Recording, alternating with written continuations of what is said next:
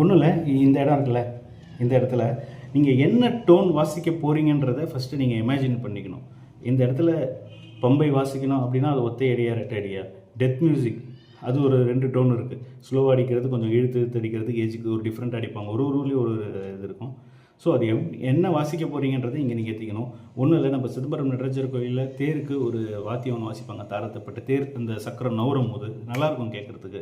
இப்போ ரீசெண்டாக நடந்த மார்கழி ஆருத்ராலையும் அந்த மியூசிக் நீங்கள் கேட்டிருக்கலாம், செம்பரத்தில் இருந்தவங்க இல்லை வீடியோ பார்த்தவங்களும் தெரிஞ்சிருக்கலாம். அது எப்படின்றது, அதோடைய டோன் பார்த்தீங்கன்னா தேர் சக்கரம் நவரும் போது அந்த மியூசிக் ஒன்று வாசிப்பாங்க.